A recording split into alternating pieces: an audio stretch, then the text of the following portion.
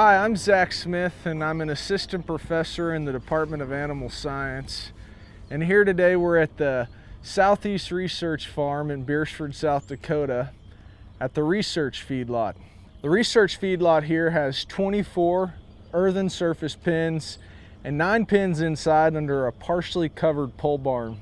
The two facilities here allow us to do a variety of research questions in relation to environmental conditions, as well as differing cattle housing systems. The overall theme of the research that we conduct here at the Southeast Research Farm is the integration of crops and livestock for farmer feeders in the northern plains and upper Midwest. We source all of our feeds locally here, produced by the Southeast Research Farm, and we feed cattle exclusively from the state of South Dakota.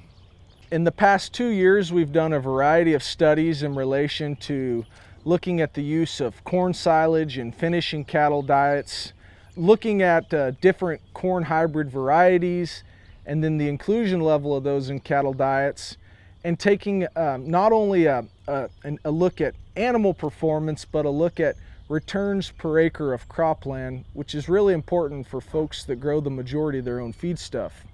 You'll hear a little bit later about the use of hybrid rye in cattle diets. We were one of the first universities in the United States to evaluate the use of this novel cereal grain in finishing cattle diets. We've also used this feedlot facility for the Calf Value Discovery Program, which is an extension program ran out of the Department of Animal Science that allows producers to enroll any number of progeny from their bulls and females and see how those cattle perform in the feedlot and subsequently how they perform on the grading rail once harvested. In addition to that, we've also done studies looking at the use of differing feed additives that can be used as non-antimicrobial alternatives in order to produce beef without the use of pharmaceutical compounds. We think about the opportunities in South Dakota for cattle feeders. This is really a great tool to prove to producers that we can feed cattle in South Dakota and we can do it successfully. So not only does the facility here in Beersford allow us to have an extra cattle feeding arm in a portion of the state where a lot of cattle are fed, it allows us to have a teaching laboratory for graduate students pursuing MS and PhD degrees in animal sciences. Here on the facility we have the 24 dirt pens and the 9 pens under the pole barn, and having these 24 pens allows us to conduct replicated, controlled scientific experiments. And so you can see here that it's not actually a huge feedlot. The pens house between 10 to 12 animals, and it's pretty common out in practice for cattle to be in pens of 100 to 250. And so when you see these 24 pens here, it's actually indicative of about a 300 head pen out in the field. And so we do just as many feed batching, manufacturing, and records as what would be captured on a 6,000 to 8,000 head feedlot in any given day. Not only do we have the cattle housing facilities, we have a state-of-the-art cattle processing facility that has a hydraulic chute loaded on top of load cells. And so at any given time when cattle are residents here at the Southeast Research Farm, about every 28 days they make their way through the processing shed where we capture an individual body weight so that we can track cattle growth performance. And every week cattle intakes are summarized back at the university when we receive our feed samples of each commodity ingredient that's dried and then analyzed for crude protein, fiber, and organic matter.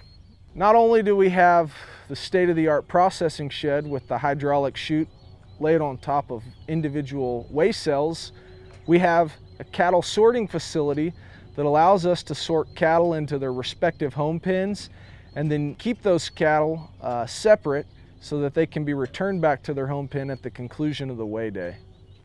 So one of the really exciting studies that we just completed here, and we shared it back in January in Yankton, was looking at type of corn hybrid. And so these 2 corn hybrids we utilized were isoline, and the only way they differed was whether or not they had the expression of the alpha amylase trait. Now, amylase is the enzyme that's responsible for breaking starch down into its individual glucose moieties. So not only did we feed 2 different types of corn hybrids, we fed it at 2 inclusion levels. Typically in cattle finishing diets, corn silage is a cornerstone feed ingredient for cattle production in the upper Midwest and northern plains. And old paradigms always suggested that corn silage was best suited for cattle growing.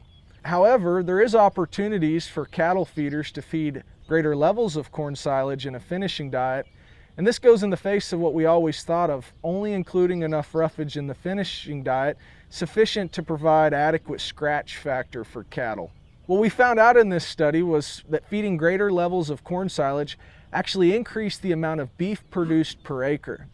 And the way we calculate beef production per acre is we take these weekly ingredient samples, we know how much dry matter they consumed, and then we sum together the amount of corn it took to finish that individual animal.